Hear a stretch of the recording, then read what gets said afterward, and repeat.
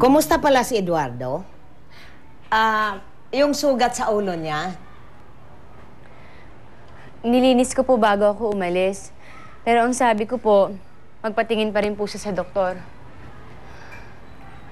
Makisig si Eduardo. Bagay kayong dalawa.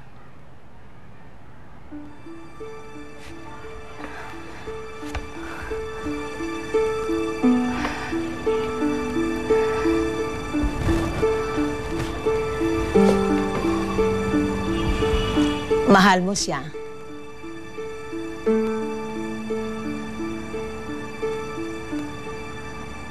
Hindi po.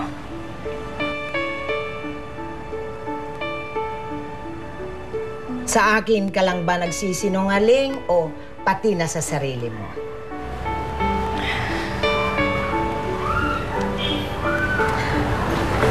Alam ko. Magkababata kayo ni Eduardo. Malalim na ang pinagsamahan ninyo.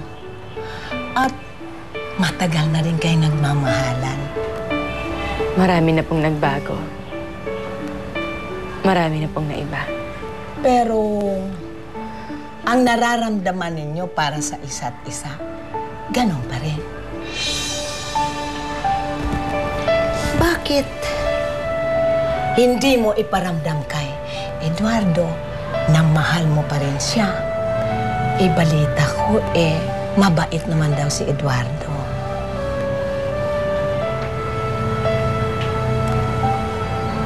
Hindi po. Hindi po ako pwedeng umibig.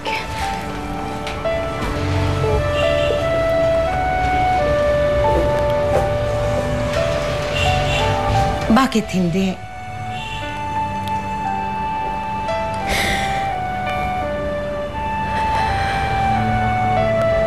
Hindi kita gustong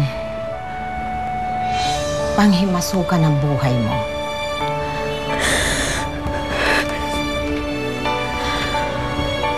Alam mo, sa iksi ng panahon na nakilala kita, napalapit ka na sa akin.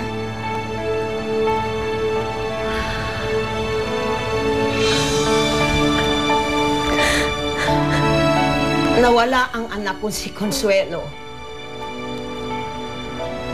Dahil sa sobrang paghihigpit ko sa kanila ng nobyo niya.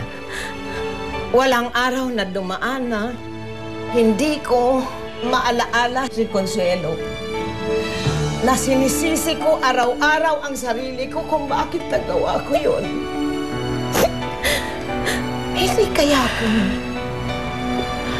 kung sana hindi ako masyadong nag-ibig.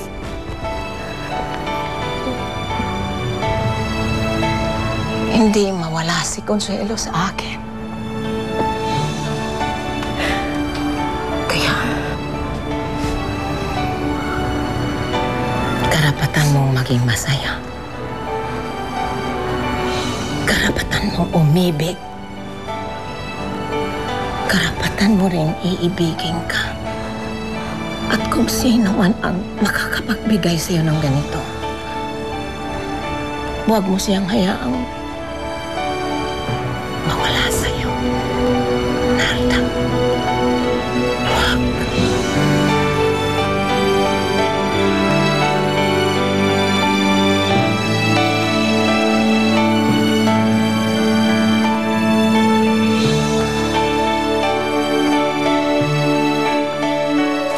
Gaan Talk Piso Minuto, mas pinatipid sulit pa. 15 pesos lang, may